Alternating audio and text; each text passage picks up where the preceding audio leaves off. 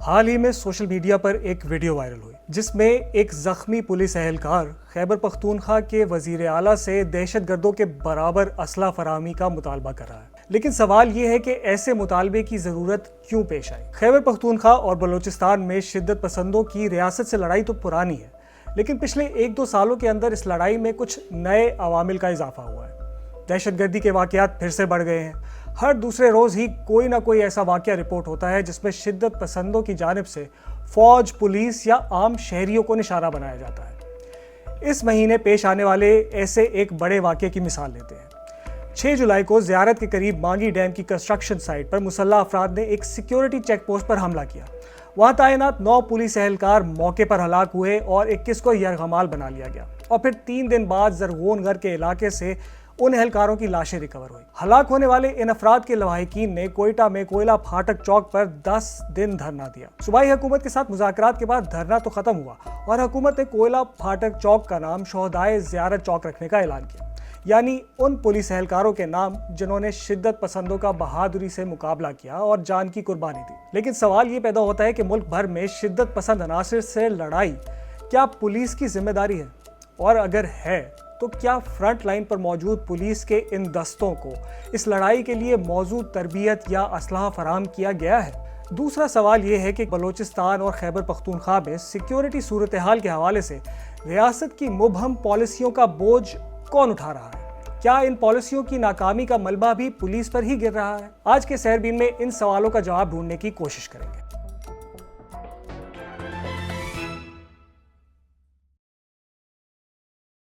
کوئٹہ شہر گزشتہ دنوں زیارت حملے میں ہلاک ہونے والے پولیس اہلکاروں کے لواحقین کے احتجاج کا مرکز بنا رہا۔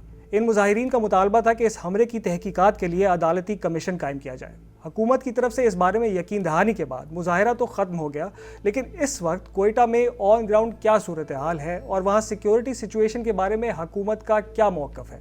اس وقت ہمارے ساتھ موجود ہیں کوئٹہ سے ہمارے نامہ نگار محمد کاظم۔ دیکھیں، بلوچستان میں جو سیکورٹی کی صورتحال ہے وہ آج سے نہیں بلکہ کئی عرصے سے خراب ہے، جس کا اندازہ اس سے لگایا جا سکتا ہے کہ مستم کے جو سیشن جج تھے ان کی گاڑی پر حملہ کیا گیا، جس میں وہ اور ان کے جو گن مین تھے وہ مارے گئے، اور ایڈیشنل سیشن جج جو کہ ان کے ساتھ سفر کر رہے تھے وہ اس واقعے میں شدید زخمی ہوئے۔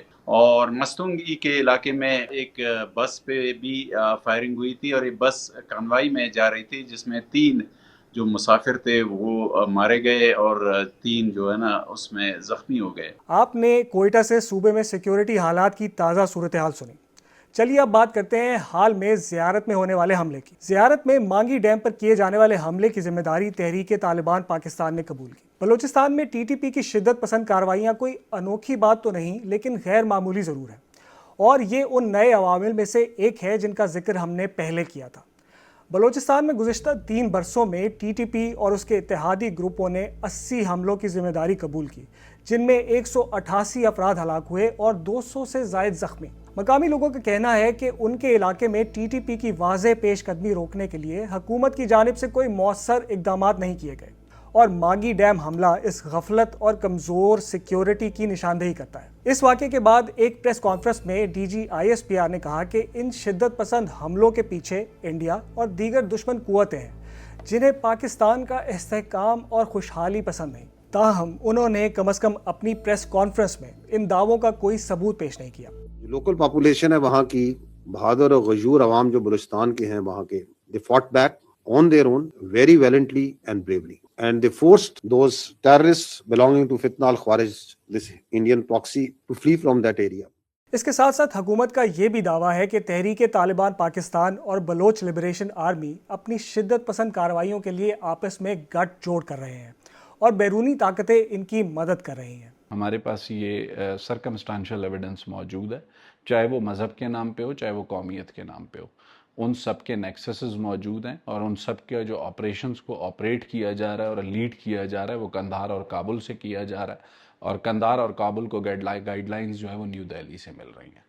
یہ سارے ایویڈنسز ہمارے پاس موجود ہیں۔ ماہرین کے مطابق پاکستان میں شدت پسند عناصر، خاص طور پر بلوچ لبریشن آرمی کے مختلف گروپس کی صلاحیتوں اور ان کے حملوں کی کمپلیکسٹی میں واضح اضافہ ہوا ہے، اور اگر اس بارے میں رپورٹس کا جائزہ لیں تو یہ بات سمجھ آتی ہے کہ ان حملوں کی زد میں اب نسبتاً مشکل سول پولیس اور ملٹری اہداف ہیں۔ پولیس خاص طور سے ان شدت پسندوں کے نشانے پر ہے۔ اگر خیبر پختونخوا کا پچھلے 6 مہینوں کا ڈیٹا دیکھیں تو نظر آتا ہے کہ اس دوران پولیس اہلکاروں کی ہلاکتوں کی تعداد سب سے زیادہ ہے۔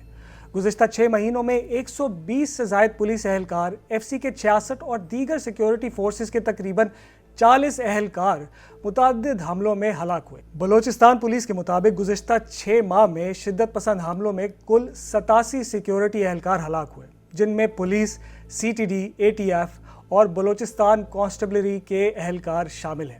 پھر سرکاری اعداد و شمار کے مطابق جولائی کے مہینے میں صرف 4 دنوں میں ہونے والے 3 بڑے حملوں میں 42 سے زیادہ سیکیورٹی اہلکار ہلاک ہوئے، جن میں 31 پولیس والے شامل تھے۔ جوابی کارروائیوں میں 54 شدت پسند بھی مارے گئے۔ عام طور پر ان واقعات میں درجنوں شدت پسند بیک وقت حملہ آور ہوتے ہیں اور ریاست کو خاطر خواہ نقصان پہنچاتے ہیں۔ حکومت ہر بار جوابی کارروائی کرتی ہے اور شدت پسندوں کی ہلاکت کی اطلاعات بھی ملتی ہیں۔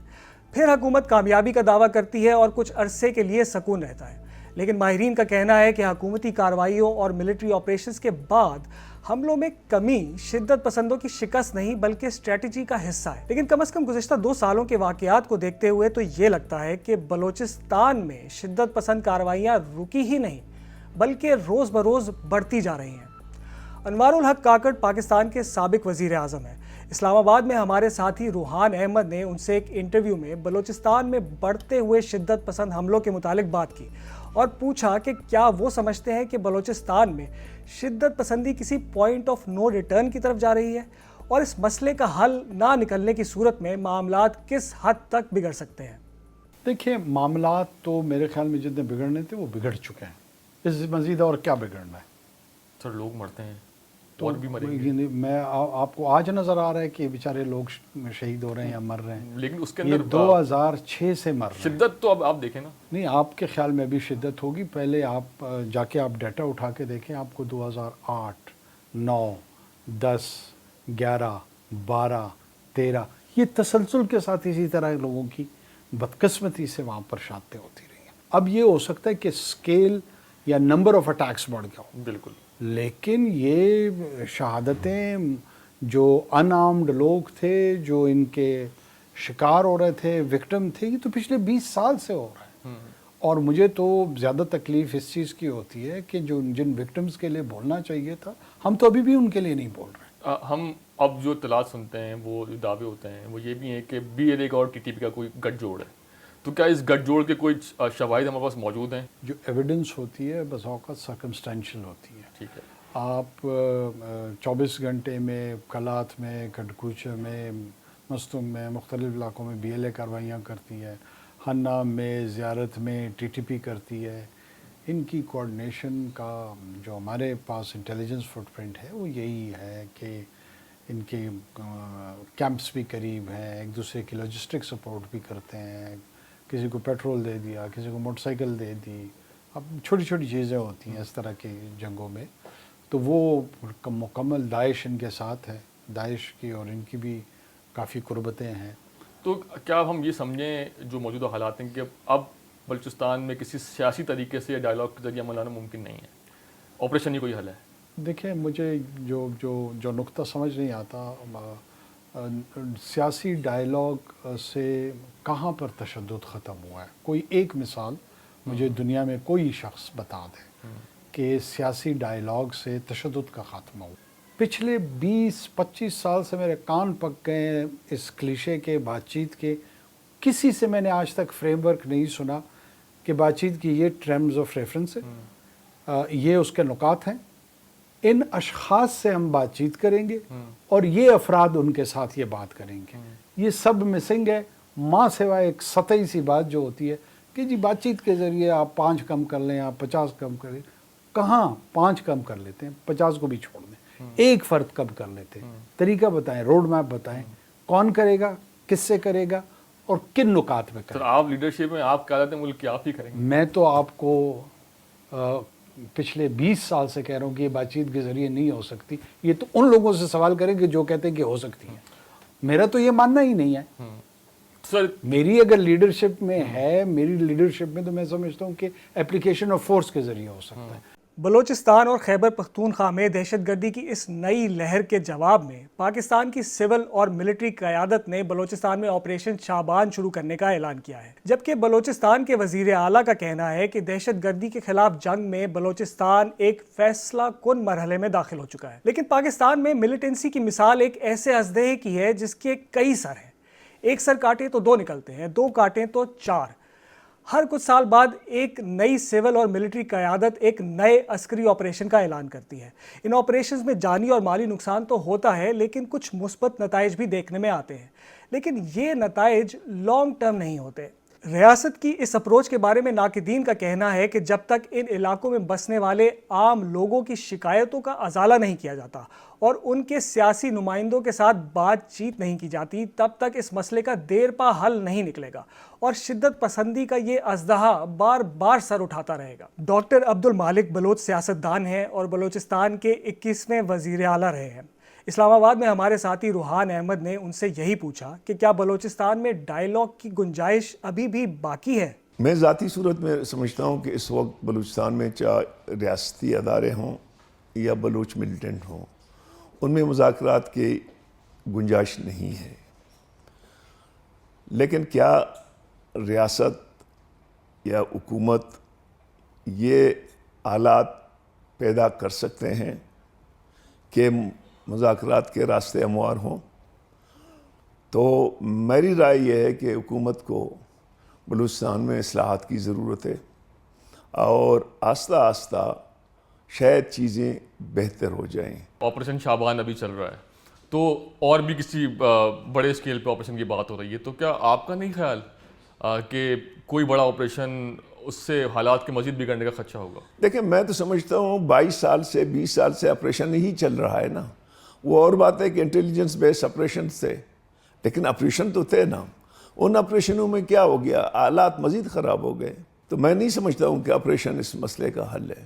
اچھا، ایک اور جو اہم چیز ہم نے نوٹ کی ہے پچھلے دنوں کہ لیویز کو پولیس میں ضم کر دیا گیا ہے، جس کو، اور لیویز وہ فورس تھی جس کو ماضی میں اتنا ٹارگٹ نہیں کیا جاتا تھا، لیکن اب وہ بھی ایک ہدف ہے۔ تو ایسا کیوں ہو رہا ہے؟ دیکھیں، میں سمجھتا ہوں کہ اب اسٹریٹجی چینج ہو گیا ہے ملٹنٹ کی۔ ان لوگوں نے تمام بیشتر جو بلوچ علاقوں کے راستے تھے ان کو بھی بند کیا ہے۔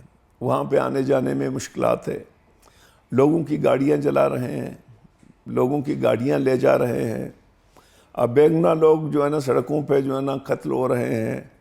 اور بلوچستان میں ایک قسم کا جو ہے نا، جو کوئٹے کے ساتھ ہے یا دوسرے بلوچستان کے شہروں کے ساتھ ہے، ایک بلاکیڈ آ رہا ہے۔ تو اس میں تو اب لیویز ہو، پولیس ہو، دوسرے فورسز ہوں، جو بھی ہو، ایون عام آدمی جو ہے نا اس کی زد میں ہے۔ پچھلے سال حکومت بلوچستان نے انگریزوں کے زمانے سے قائم لیویز فورس کو ختم کر کے صوبے بھر میں لا اینڈ آرڈر برقرار رکھنے کی ذمہ داری پولیس کے حوالے کر دی۔ اب دوسری طرف اگر ہم خیبر پختونخوا کی جانب نظر دوڑائیں تو سیکیورٹی چیلنجز سے نمٹنے کے لیے حکومتی اپروچ مختلف نظر آتی ہے۔ حال ہی میں خیبر پختونخوا کے جنوبی اضلاع لکی مروت اور بنو میں پولیس پر حملوں اور امن و امان کی صورتحال کی وجہ سے پولیس امن کمیٹیاں قائم کی گئی ہیں۔ ان کمیٹیوں میں مقامی لوگ پولیس کے ساتھ مل کر مسلح شدت پسندوں کے خلاف کارروائیاں کرتے ہیں۔ تو کیا فرق ہے بلوچستان میں لیویز کو پولیس میں ضم کرنے یا KPK میں مسلح امن کمیٹیاں بنانے میں؟ کیا یہ دو مختلف اپروچز نہیں ہیں؟ میں نے یہی سوال سابق IG پولیس کلیم امام سے پوچھا، جو بلوچستان کے ساتھ ساتھ خیبر پختونخوا میں بھی اپنی خدمات سر انجام دے چکے ہیں۔ بلوچستان ایک عرصے تک A اور B ایریا کے حساب سے پولیسنگ وہاں کی جا رہی تھی، اور یہ لیویز کا نظام جو ہے جب برٹشرز ادھر آئے تو اس علاقے میں KP میں بھی اور بلوچستان میں انہوں نے لیویز کا نظام انٹروڈیوس کرایا، اور KP میں تو FCR لے کے آ گئے تھے۔ یہ تھوڑا سا اس دفعہ انہوں نے بالکل ایک نئی چیز کی ہے جس میں آپ B ایریا کو سارا A ایریا میں کنورٹ کر دیا ہے۔ اس کے کتنی سٹڈیز ہوئی ہیں، کیا اس کے پروز اینڈ کونز ہیں، وہ ایک اور سوال ہے، اور کتنی تیاری کی بھی تھی اس چیز کی، یہ بھی دیکھا جائے گا۔ جو آپ نے KP کے حوالے سے بات کی ہے، KP میں دیکھیں امن کمیٹی جو ہے ایز سچ تو قانون میں تو کوئی ایسی چیز نہیں ہے، اور نہ ہی پولیس نے یا گورنمنٹ نے ایسا کوئی سلسلہ شروع کیا ہے ابھی۔ یہ لکی میں اور بنو میں وہاں کچھ جو لا انفورسمنٹ تھے انہوں نے پروٹیسٹ کیا، اور وہاں کے ایک خاص علاقے میں لوگوں نے لشکر بنائے، پھر انہوں نے پولیس کے بھی امن کمیٹی بنا لی، اور یہ اس کا آپ سمجھیں کوئی بیکنگ نہیں ہے آئی جی کی یا پولیس ڈپارٹمنٹ کی، یہ لوکل پولیس والے جو وہاں کر رہے ہیں، اور وہ جس کو سمجھتے ہیں کہ یہ ملا ہوا ہے یا بیڈ طالبان یا ان ملیشیا کے ساتھ دے رہا ہے، تو ان کے خلاف وہ کارروائی کرتے ہیں۔ سر آپ نے جو کہا کہ یہ لوکل سطح پر KPK میں لوکل سطح پر جو پولیس ہے اس نے خود جو ہے اپنا اقدام ہے، اور اس کو جو ہے وہ اسٹیٹ کے لیول پہ کوئی تحفظ حاصل نہیں ہے، تو کیا اس سے کیا انڈیکیٹ ہوتا ہے کہ جو ہے مقامی آبادی جو ہے وہ اپنی سیکیورٹی کو لے کر حکومت پہ اعتماد نہیں کر رہی؟ جی بالکل، آپ سمجھیں کہ ڈیسپریشن ہے، اور ایک جو وہاں کے لوگ تھے وہ سمجھتے ہیں کہ اب ہم نے بہت سی چیزیں اپنے ہاتھ میں لینی ہے، اور یہ زیادہ تر سرکاری ملازم ہیں۔ اس کے بڑی امپلیکیشنز ہیں کہ یہ جب لوگ جوائن کرتے ہیں ان کا کوئی مقصد ہوگا، کوئی لالچ کے تحت کر رہے ہوں گے، اور بعد میں کوئی کمپنسیشن مانگیں گے، اور کیا اسٹیٹ ناکام ہوگی ہے جو کہ ان سے کہہ رہی ہے کام کرنے کو، یہ سوال ریز ہوتا ہے۔ اچھا سر، ہم نے گزشتہ کچھ عرصے میں دیکھا کہ KPK میں اور بلوچستان میں پولیس پر اسپیشلی جو ہے وہ شدت پسندوں کے حملوں میں اضافہ ہوا ہے، تو آپ اس کو کس طرح سے دیکھتے ہیں؟ پولیس فرسٹ رسپونڈر ہے کرمنل جسٹس سسٹم میں پوری دنیا میں، لہٰذا سب سے زیادہ جو capacity building, capability, training, infrastructure, logistics police کو ہی دیا جاتا ہے، کہ پولیس کو اتنا قابل بنا دیں کہ پیرا ملٹری یا ملٹری کی ضرورت ہی نہ پڑ سکے آپ کو۔ Police has evolved over the years, اور پولیس فائٹ کر رہی ہے۔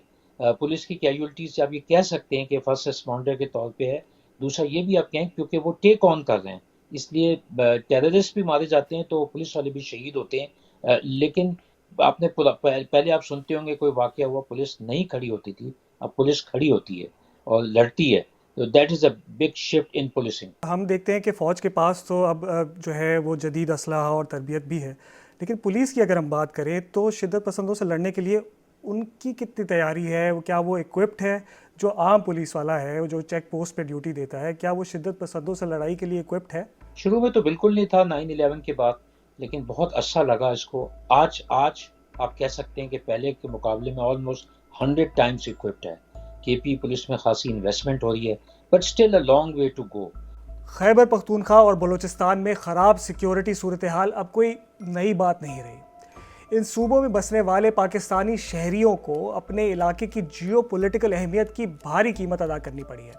شدت پسندوں سے جان و مال کو خطرہ، ملٹری آپریشن سے نقل مکانی کا اندیشہ اور ریاست کے یک طرفہ فیصلے، ان سب چیزوں نے غم و غصے اور عدم اعتماد کی صورتحال پیدا کر دی ہے۔ ایسے میں ریاست جب ان علاقوں میں اپنی ریٹ قائم کرنے کے لیے کوئی بھی نئی پالیسی بناتی ہے تو تاثر یہی پیدا ہوتا ہے کہ اس پالیسی کے اطلاق سے پہلے متعلقہ سٹیک ہولڈر سے مشاورت نہیں کی گئی، جس وجہ سے اسے مقامی آبادی کی حمایت حاصل ہی نہیں ہو پاتی۔ پھر چاہے وہ بلوچستان میں لیویز کو پولیس میں ضم کرنے کا معاملہ ہو یا KPK میں مسلح امن کمیٹیوں کا قیام، ان فیصلوں کے دوررس نتائج نہیں حاصل ہو پاتے، اور پھر ایک اور ملٹری آپریشن کی ضرورت محسوس ہونے لگتی ہے۔